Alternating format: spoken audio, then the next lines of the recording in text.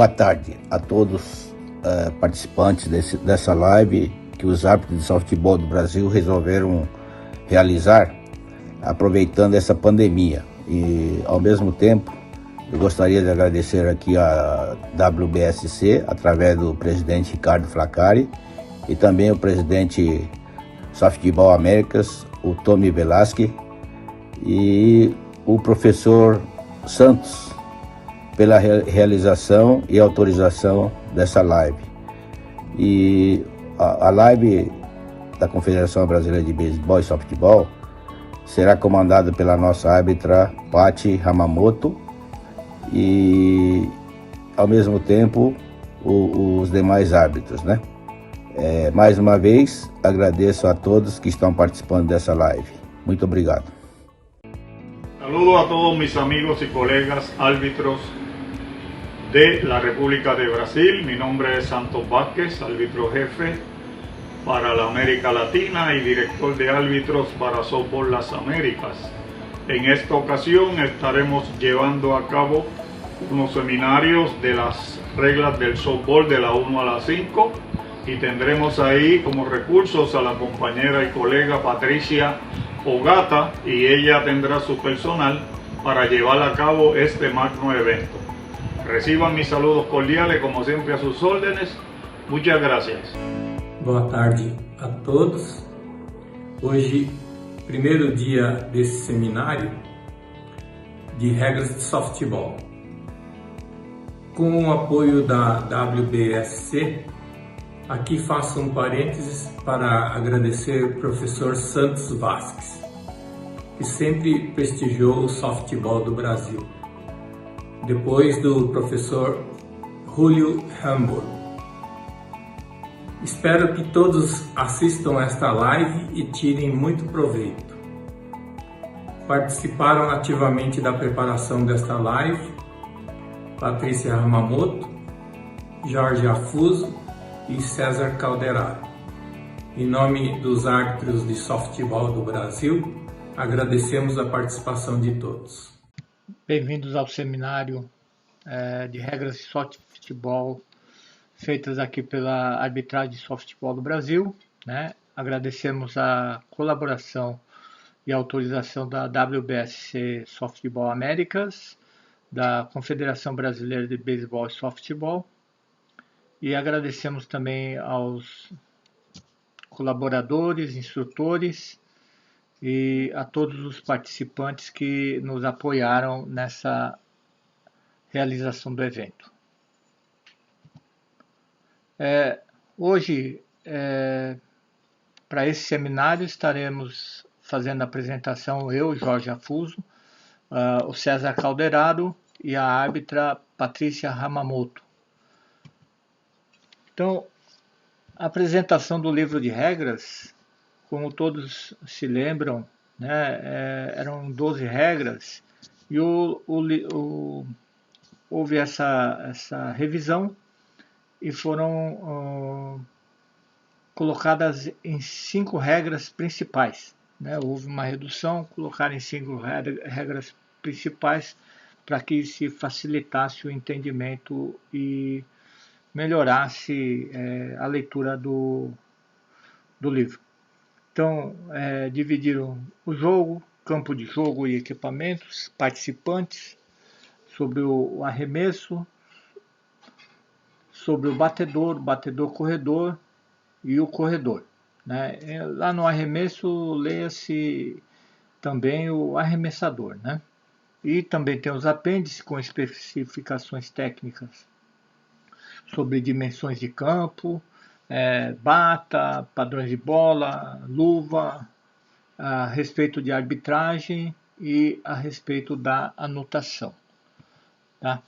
Então, hoje eu estarei iniciando falando a respeito da regra 1, sobre o jogo, como é a funcionalidade do jogo. Então, o jogo ele tem 10 definições, 14 requisitos para um jogo regulamentar, né?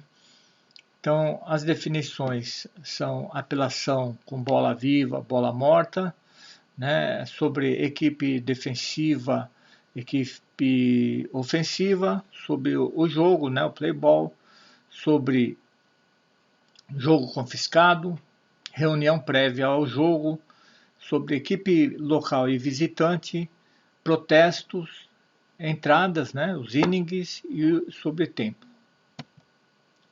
E os requisitos são sobre jogo regulamentar, o que é necessário, né, sobre jogo confiscado, sobre as regras de pontos de vantagem, sobre desempate, corridas anotadas, jogadas de apelação, ganhador do jogo, motivos para um protesto, protestos inválidos, o aviso do protesto, o tempo limite para se apresentar um protesto oficialmente, requisitos para um protesto formal por escrito e o resultado do jogo. Lembrando, tá?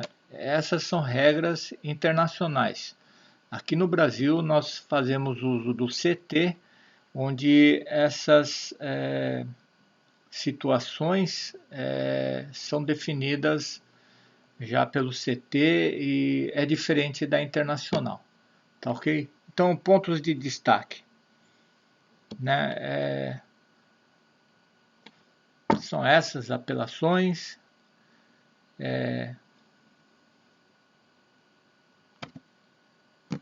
Então, apelação, né?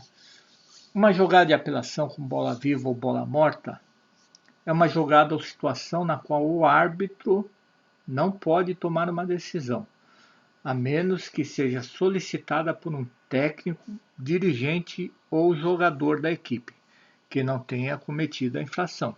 Tá ok?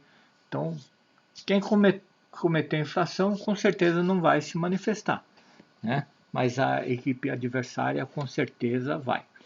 Então, a mecânica, a atenção do árbitro é muito importante. É nosso dever verificar que todos os corredores pisem nas bases, não declarar nada, fica quieto, isso é, guarda a informação e a menos que nos solicitem com uma apelação adequada, nós não nos manifestamos. Se houver apelação, aí declaramos aquilo que foi visto, né? Se houver dúvida, verifique com os companheiros. É primordial que todo o árbitro acompanhe aonde a bola está, aprecie a jogada, tá? Verifiquem e se o companheiro precisar de ajuda, reúnam-se e se manifestem, tá? Todos têm essa observação a ser comentada e caso o companheiro não tenha visto, pode ser acatada para decidir o lance. Então são os tipos de apelação, né? Omitir uma base, deixar uma base em bola fly antes que a bola seja primeiro tocada por um defensor, né? O batedor fora de ordem, tentativa de avançar a segunda base depois de alcançar a primeira base, é aquela corridinha que o pessoal faz, chega pisando na base de fora, safe e corre para dentro depois e não retoca a primeira base, tá? Substituições ilegais, uso de jogadores não anunciados, de acordo com a regra do jogador substituto, que será visto lá na frente, um reingresso ilegal, uso de jogadores não anunciados, de acordo com a regra do JD, né? Jogador designado, corredores alternando posições nas bases em que ocupam, ou seja, aquela situação que perde tempo e de repente, na hora que volta, o corredor que ocupava a base não era aquele, é o outro que já correu para frente, né?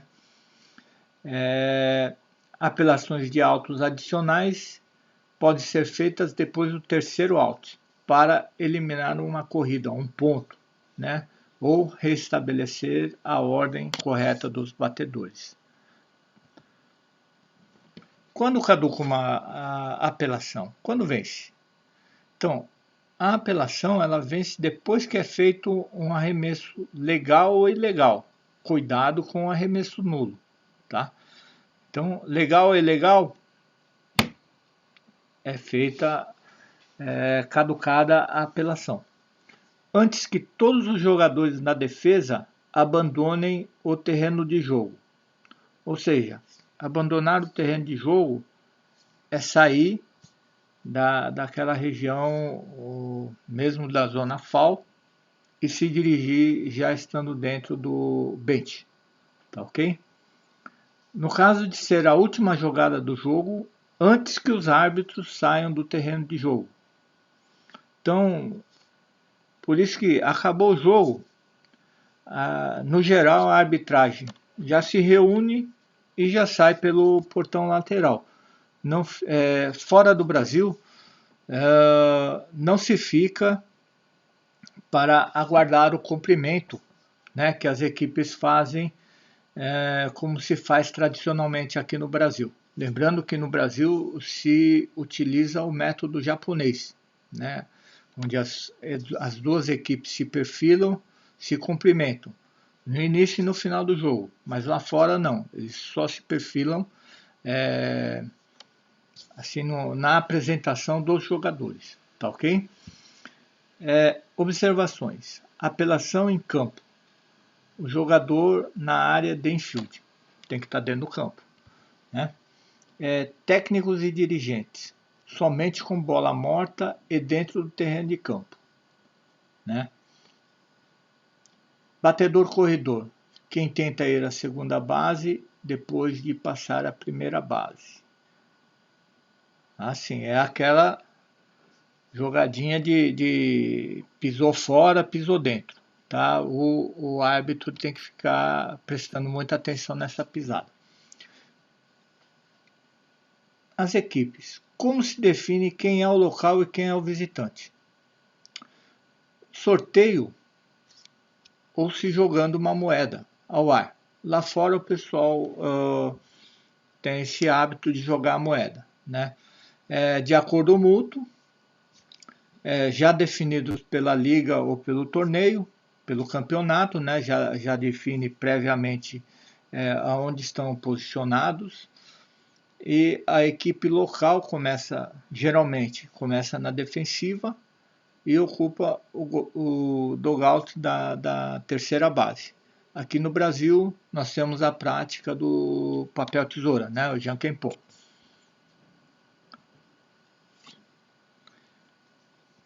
Reunião prévia no home plate. O que seria, né? Então é aquela reunião. Aqui no Brasil nós fazemos com as equipes perfiladas, né? Mas nos grandes campeonatos internacionais somente se reúnem no home plate os árbitros, o técnico principal e os líderes de equipe, né? Ou representantes de ambas as equipes. Ali se faz a apresentação do árbitro para qual posição ele estará atuando, nome e por aí vai. Uma gentileza, né? Então, confirmar os lineups, né? Todos sabem que enquanto está sendo feita a apresentação, se confirma line-up ou se há alteração. Se houver alteração nesse momento, não pode ser considerada como substituição, tá ok? Depois de oficializado, aí sim. A troca dos lineups entre os técnicos e revisar junto a eles alguma particularidade, né, do terreno de jogo, tipo cerca que é vazada, galho de árvore por sobre a região fall. Então tudo que tiver alterado, né, que o árbitro na sua fiscalização, na sua atuação preventiva, verifica, né, que naquele campo de jogo pode haver alguma situação que cause um possível transtorno durante o jogo, isso tem que ser esclarecido nessa reunião prévia, tá ok? Muito importante essas observações a serem colocadas para ambos os técnicos. Então, o começo do jogo, play ball. Como seria esse começo do jogo, né? Então, quando o árbitro de home sinaliza e declara a bola viva no começo do jogo ou ao reiniciá-lo, tá ok? Verificando que o arremessador tem a posse de bola dentro do círculo do arremessador, o receptor esteja dentro da área a ele destinada e se todos os demais jogadores estão em território fair. Essa situação é muito importante para o árbitro observar. Com exceção do batedor e do catcher, você tem que rapidamente dar uma contada para ver se estão todos os 8 jogadores da defesa na área interna. Somente aí, com o pitcher em posse da bola, já ali dentro do círculo, você inicia a sua sinalização e verbalização para dar início ao jogo, tá ok? E mesmo que após um pedido de tempo, uma parada, antes de dar o play ball, para reiniciar você também tem que fazer essa observação, ok? Pontos anotados. Uma corrida, né, o ponto, é anotada cada vez que um corredor toca as 3 bases e o home plate, em ordem e antes do terceiro alto dessa entrada. Um ponto não é anotado se o terceiro ou último alto da entrada é resultado de um batedor-corredor declarado out antes de que toque a primeira base, ou seja, aquela corrida forçada, né? Um corredor sendo alto forçado, inclusive em uma jogada de apelação. Um corredor deixa uma base antes que o arremesso seja liberado. Um corredor precedente seja alto. Então, lembrando, o corredor deixa uma base antes, né, antes que o arremesso seja liberado, ou seja, aquela situação da bola saindo da mão, o árbitro tem que ser muito rápido e já declarar a decisão. Apelações adicionais podem ser feitas depois do terceiro alto para eliminar pontos.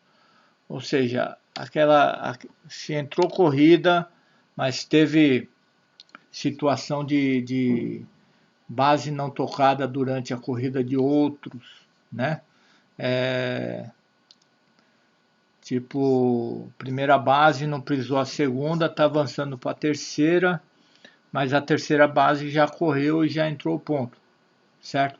Tem que verificar se esse alto é antes ou depois. Ok? Então, se houver apelação, na apelação elimina esse ponto. Regras de pontos de vantagem. Normalmente, né, em campeonatos oficiais, são 15 pontos ou mais depois de 3 innings, 10 pontos ou 4 depois do quarto inning, 7 pontos ou mais depois do quinto inning. Lembrando, pessoal, aqui no Brasil existem vários torneios que aplicam essa regra, mas oficialmente nos campeonatos são aplicadas a regra de 15, 10 e 7 pontos. Torneios, como não são oficiais, eles também têm que definir qual é a pontuação, né, para que não haja uma controvérsia. Caso eles não tenham nenhum critério adotado, utiliza-se os critérios de pontuação do nosso CT aqui no Brasil. Ok? O desempate. A equipe ofensiva começa o seu turno de ataque com o último batedor-corredor, que tenha completado o seu turno de batingo no inning anterior. colocando na segunda base com o corredor, como um corredor, e seguindo a sequência dos batedores do line-up. Então coloca lá o corredor na segunda base e segue o line-up, ordem dos batedores. O corredor de segunda base pode ser substituído de acordo com a regra de substituição. Se um corredor incorreto for colocado na segunda base, esse erro pode ser corrigido tão logo for notado sem penalidade. Tá ok? Mesmo que haja uma apelação, uma indicação, esse erro pode ser corrigido. Tá? Motivos para um protesto.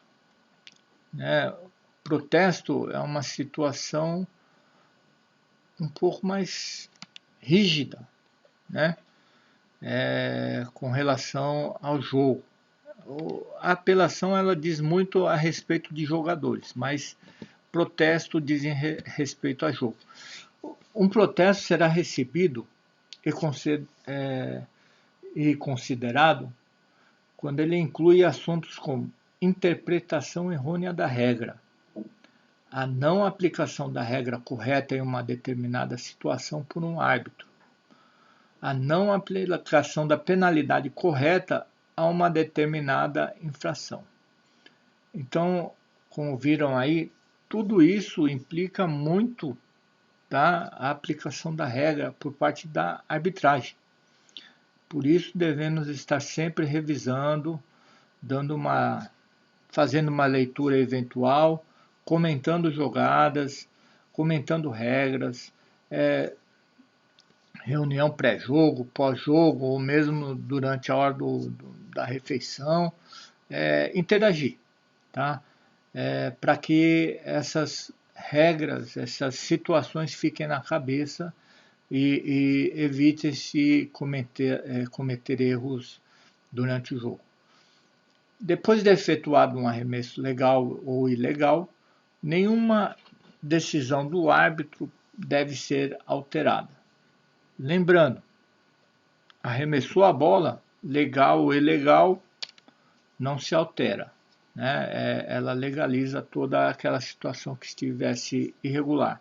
Mas lembrando, existe a bola, o arremesso nulo.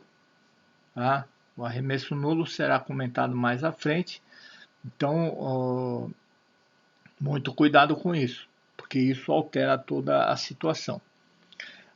A qualquer momento, um protesto pode ser submetido à autoridade competente, que não seja o árbitro de jogo.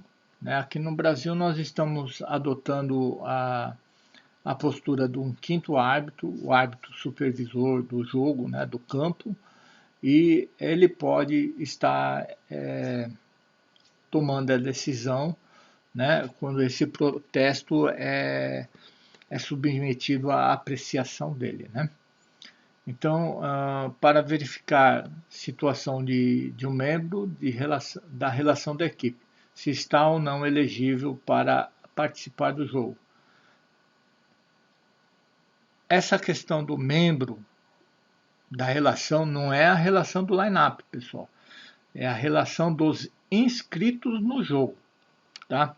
Porque mesmo aquele que está inscrito no jogo, ele pode ser posteriormente incluído no line-up a qualquer momento, tá? Mas ele tem que estar inscrito no campeonato, o campeonato, torneio. Então, são essas situações que tem que se prestar atenção quem faz o papel do quinto árbitro, que pode ser uma das situações que sejam submetidas à sua apreciação.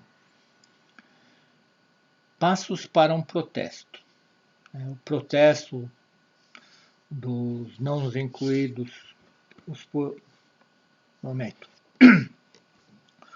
protestos, não incluídos os por elegibilidade, deverão ser informados claramente ao árbitro de rumo.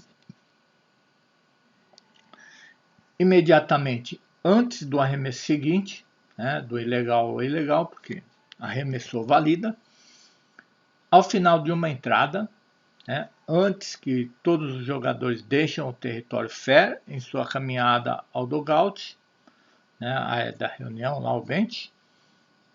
Se é a última jogada do jogo, antes que os árbitros tenham deixado o campo de jogo. Lembrando, árbitro terminou o jogo, lá fora eles se retiram rapidamente, tá ok? Lembrando ainda que lá eles não fazem aquela reunião de equipe como nós fazemos aqui no Brasil. Qualquer aviso de protesto dado de acordo com esta regra significa que o resto do jogo é jogado sob protesto. O técnico da equipe que está protestando deve dar tal aviso. O árbitro deve notificar ao técnico da equipe adversária e ao anotador.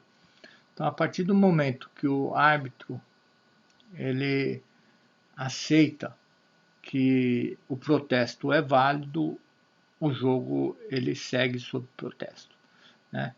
Todas as partes interessadas devem tomar nota das condições que cercam a tomada de decisão, o que ajudará a determinar a situação corretamente. Então, lembrando, pessoal, prestar atenção em tudo, anotar tudo que for informação relevante para que se possa ajudar na decisão de um protesto, deve ser notificado ao árbitro principal, que tomará nota e fará a apreciação, tá ok? Quando não se aplica um protesto, não serão recebidos ou considerados protestos que se baseiam ou envolvem apreciação de um árbitro, ou se o ganhador do jogo é a equipe que está realizando o protesto, né? Então, jogada de que houve apreciação do árbitro não é motivo para protesto, tá ok? Então, exemplos de protesto que não serão aceitos. Se uma bola batida foi fair ou foul, se um corredor chegou safe, né? Ou se for alto, se uma bola arremessada foi um strike ou um ball, se o arremesso foi legal ou ilegal, se um corredor tocou ou não tocou uma base, se um corredor deixou a base antes que uma bola seja legalmente agarrada, se uma bola fly foi ou não um infield fly, se houve ou não uma interferência, né? Se houve ou não uma obstrução, se um jogador ou bola viva entrou ou não entrou em uma área de bola morta, ou tocou um objeto ou pessoa em uma área do território de bola morta, né? Então é aquela situação do jogador tá correndo com a bola na mão e ultrapassar a área foul, saindo para fora do campo de jogo, né? É uma situação que é uma apreciação aí do árbitro, tá ok? A verificação. Se uma bola batida passou ou não passou durante o voo, né? Por sobre a cerca do final do campo, né, para decidir se foi ou não um home run. Se o campo está apto para continuar ou reiniciar o jogo, se há claridade suficiente para continuar o jogo, se qualquer outro assunto que envolva somente a apreciação do árbitro, tá? Novamente, lembrando, a apreciação não é motivo para se aceitar o protesto, tá ok? Aqui naquele item, se a bola batida passou ou não passou, eu falei do home run, tem que lembrar que a bola pinga dentro e sai para fora também, a concessão de duas bases, tá ok? Por isso que é muito importante que o árbitro faça sempre o acompanhamento da jogada. Tempo limite, o resultado de um protesto. O tempo limite para se apresentar um protesto oficial, lembrando, isso é lá fora, campeonatos oficiais. Aqui, campeonatos oficiais internacionais. Aqui no Brasil, ainda nós temos, pelo modelo do nosso campeonato, nós temos o nosso CT que rege a respeito disso, tá? Sob regras do torneio, né, do campeonato, ou em até 48 horas depois do jogo. Isso lembrando, regra oficial, não o CT, tá? O resultado do protesto. Se o protesto é considerado inválido, e o resultado do jogo permanece inalterado. Bola para frente. Quando o protesto é permitido por erro de interpretação de uma regra de jogo, o jogo é jogado desde o ponto em que a decisão incorreta foi feita, com a decisão corrigida. Ou seja, se o árbitro de Roma aceitou esse protesto, ele automaticamente corrige essa situação e bola em jogo, vamos para frente, né? Quando um protesto é permitido por inelegibilidade de um membro, o jogo é confiscado em favor da equipe que não cometeu o erro. Ou seja, isso também tem que ser muito atento, né? Isso em especial para os técnicos, porque